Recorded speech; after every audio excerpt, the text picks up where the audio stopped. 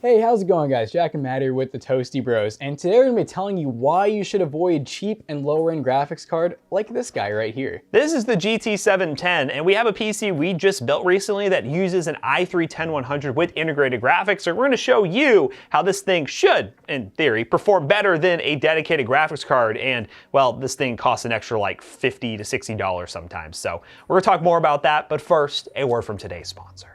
Today's video is brought to you by GVGMall, the online marketplace to gain access to some really awesome discounted game keys and more specifically, Windows 10 licenses. All you have to do is use the link in the description down below, go to GVGMall's website, use code TV20 to get 20% off of your purchase. Really easy to activate your Windows install, buy the key, you get the key, and then you can just throw it into your Windows install of choice, and boom, there you go. You have activated Windows 10 ready to go. So thanks again to GVGMall for sponsoring today's video. So if you guys haven't seen the video already, we did a full PC build with this where it's basically like the cheapest PC that you could build on Amazon. And then after that, we decided, hey, let's try to pair it with the GT710 because the i3-10100 is kind of slept on. It's basically a 3400G with a little bit lesser performance. The GT710 does allow you to have 3 display outs, but so does the actual motherboard. It has literally the exact same display output. So now the question is the 710 actually bottleneck the i3-10100 with the UHD 630 graphics? So let me go ahead and talk about the 710 real quick, a little bit more about the specs of this PC, and then just dive into some benchmarks.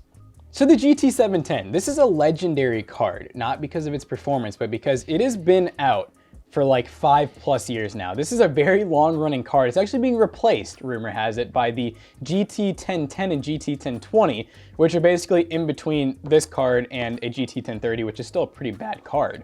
So the idea with the 710 is that it's a low profile card, which Matt can kind of show you guys here, where it comes with a bracket that you can actually replace with, does not require external power. It uses barely any wattage, and it allows you to have up to 3 displays, sometimes even 4 with the higher end 710 models.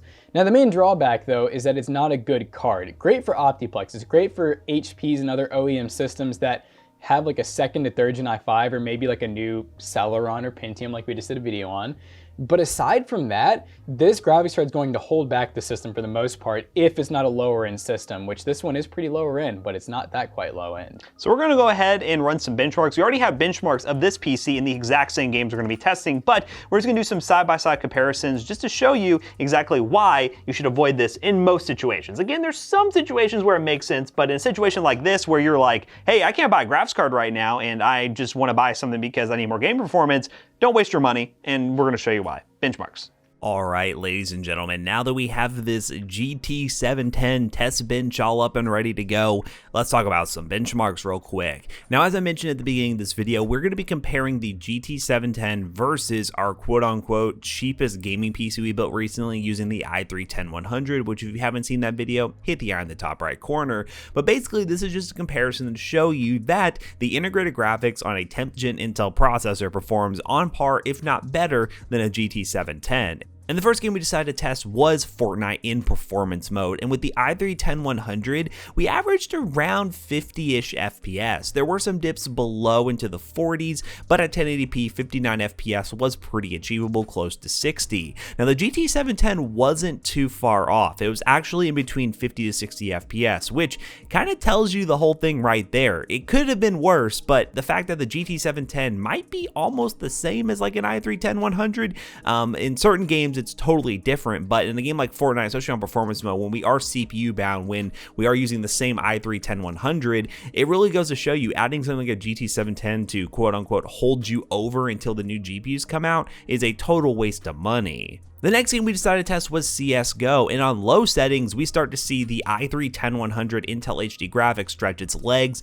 and get an average of around 60 FPS with a few dips here and there, and the GT710 only got 32 FPS. It was pretty bad. It was a horrible playing experience, and in a game like CSGO, it's not fun playing at 30 FPS, I'll definitely tell you that. This is a great example of why you would just want to stick with the integrated graphics on the i3, because by doing so, you will be able to, well, keep a decent frame rate and not waste your money that you could be saving for a more modest GPU upgrade for something like a 1050 Ti or something like an RX 570 or 580 or anything else that would go well with an i3-10100 other than the GT710. Now, the last game we decided to test was Minecraft, and I'll be honest, there wasn't a real difference between the two. Minecraft is a very CPU dependent game, and depending on you throwing some shaders on this, if that's something you're into, you most likely would get better results with the i3-10100 than the GT710, but that's neither here nor there. We were getting over 100 FPS sometimes, down to 60 FPS, and it was about the same with both systems. So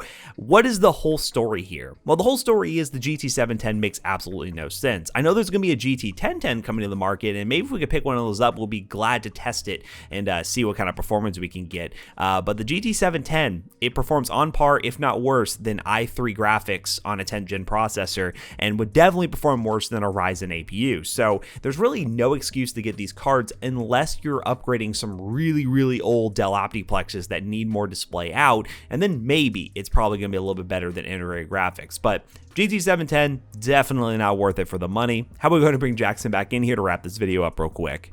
Alright guys, so the results are conclusive. Basically, the GT710 is worse than the Intel UHD 630 graphics.